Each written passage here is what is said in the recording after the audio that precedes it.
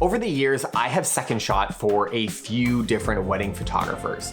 And especially early on in the beginning, I had a couple bad experiences. And I started to believe that, these people were successful.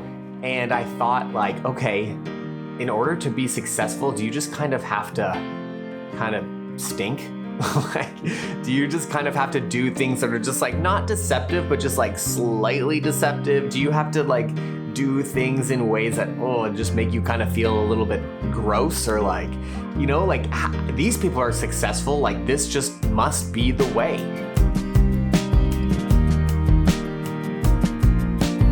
Hey, my name's Luke. I'm a wedding photographer based in Toronto, and this video is part of a little series that I'm doing on the 5 steps of growing a wedding photography business that you love. But frankly, if you're doing any type of small business, these, I think, steps are gonna be awesome for you.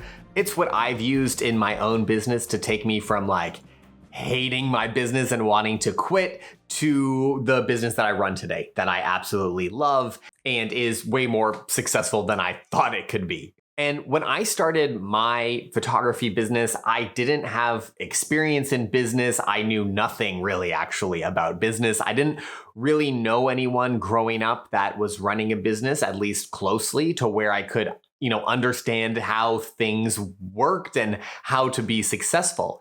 And so my close experience was working with some photographers as a second shooter, and it wasn't good. I had a few really bad experiences that made me start to believe that you couldn't really be like a good person or be really honest or do things in a way that you'd be really proud of in order to be successful. It seemed like to be successful, you kind of had to like cut some corners, do some things in some ways that at least personally, I was not comfortable doing. And I didn't feel was honest or how people should be treated. And this was really discouraging to me because it made me feel like, well, how can I grow my business? Because I don't want to do things like that. And it wasn't until that I went to a wedding photography conference and I was listening to this photographer, have this talk. I don't exactly even remember what the talk was about. Maybe it was like selling albums, I think. And I went to her afterwards and all I wanted to do was just say like, hey, I really enjoyed your talk. Thanks so much. That was inspiring. And just that turned into like, I don't know, I think it was like a 45-minute conversation, maybe even longer, where she was so generous in just talking to me as a person. And it also opened my eyes to how she spoke about her business, how she spoke about her clients, and how she did things in a very, photographer to photographer conversation where you can say things that maybe you don't necessarily say to clients. But how she talked about those things was inspiring because it was the opposite of some of the things that I had experienced. Here was this person who was generous, who cared about their clients, who did things in a really, just like a beautiful way. And to this day, it is the most successful wedding photographer I've ever met in person. It is incredible what she makes in her business. And it made me realize that you don't have to stink as a person to be successful. And not only that, you can be successful in different ways. Like there's not just one path to success. I think for myself, over the years, there was always like this photographer that I wanted to be like, or if I had my business like that, that would be amazing. And I would try to like perfectly re-engineer what they were doing so that I could be successful in the same way.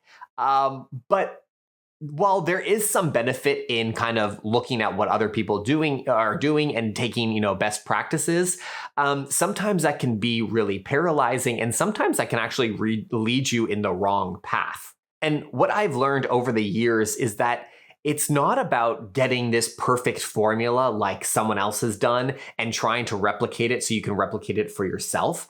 It's actually much more about intentionality. Those who are the most intentional with their business tend to be more successful. And those who are kind of scattered and just wishing and hoping for the best and not really having a plan and just doing the next thing without looking up, those are the photographers who tend not to be as successful, which is great because going back to my last video that I talked about, like that means that we can do something about it.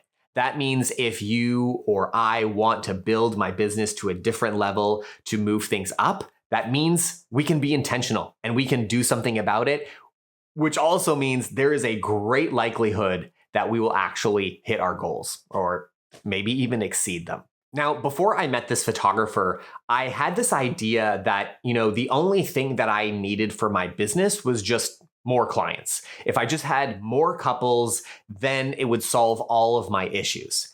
And while that's not completely untrue, like of course having clients and business coming in is, well, key to running a business, it's not always just the first thing that you need to do. And it's not always the biggest problem. This is the second step in kind of my 5 steps of, growing a successful business that you love, that I'm kind of going through with these video series.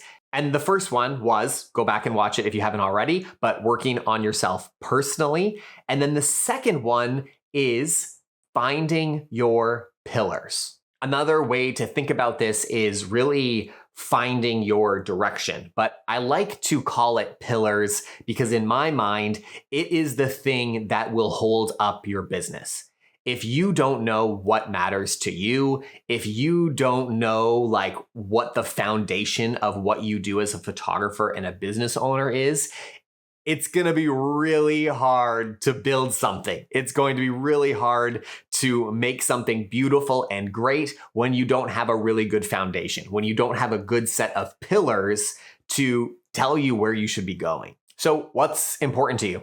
Like what drives you crazy at weddings? Like what makes you like, oh, this shouldn't be this way? Or what makes you ecstatic about weddings? What makes you excited to wake up at 6 a.m. and drive to the venue and do the first look and the getting ready? Like, what about weddings do you love? What about weddings drives you nuts? What excites you about what you already do? And also, what are things that you do that you're like, oh, I hate this part of the business, or I hate doing it this way? And get out a sheet of paper and start brainstorming some ideas of what could be your business pillars. What are 5, 7, 10, I have 12 things that are super important to me as a photographer. They are super important to my business being Cleland Photographs. Like Cleland Photographs means this. What do you believe about wedding photography? And if you join the mastermind, we're going to be doing this together. If you haven't heard, I'm running a 6-week mastermind with photographers from all over the world to take their photography business to the next level. It can be hard to do this on your own. And sometimes you just like keep looking at your business, what you're doing, and you're like, oh, I don't know where to go next. I don't know what to do. If you feel like that, then this mastermind is for you. Wedding photography is not rocket science. It's doable. It just takes some intentionality and it takes a plan. And if you put those things together, you really can take your business to the next level. So make sure you apply for a spot because there is going to be a small group size. And if you want to learn more, there is a link in the description and you can check out all the info on my website. And so you can get a head start on your pillars right now before you join the mastermind. You're going to be like ready to go. So get a piece of paper and start brainstorming and writing down things that are important to you, that really get you excited about your business and get you frustrated about wedding photography or your specific business. And really think about those and turn those into some pillars to say like, okay, this really matters about how I approach this part of the day or wedding photography as a whole. I'll give you an example. One of my pillars is that I do not cut corners. I make them beautiful. I don't do crappy jobs. I don't cut corners. I found that if I'm going to do this wedding photography thing, I want to be really proud about the work that I do.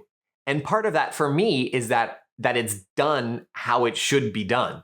I can't just like send something out the door and be like, that's good enough. No. I want to send it out the door and be like, here, this is my beautiful creation. Enjoy. And it's exactly how I intended it to be. So for me, that means that, okay, I need enough time to edit in the way that I want to edit. I need enough time to take the photos at this part of the day and this part of the day. It started spelling out where I should be going, the direction that I should go. And that's next video about creating your product. But setting out these pillars helped me understand what was important to me and how I should build this business. You know, another thing that it informed me of was, as I was thinking like, okay, how can I grow my business? How can I create more revenue?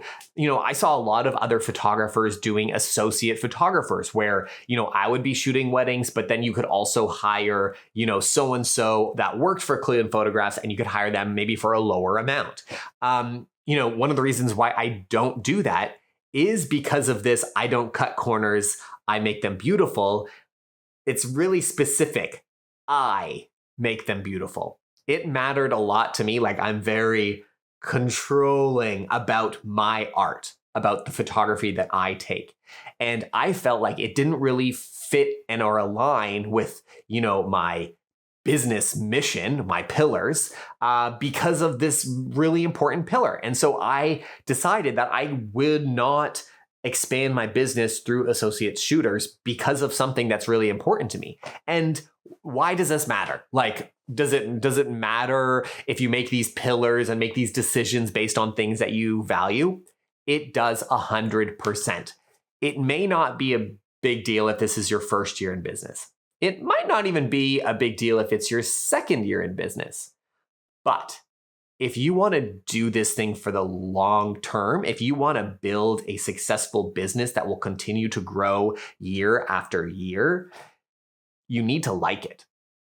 And this is so key in just taking a moment before you start building packages and editing photos. You need to sit down and decide what's important to me. Like, what is going to make me excited 5 years from now? And what is going to prevent me from doing things that I hate? And that was part of my issue 5 years into my business, is that I was doing things that I didn't believe in anymore.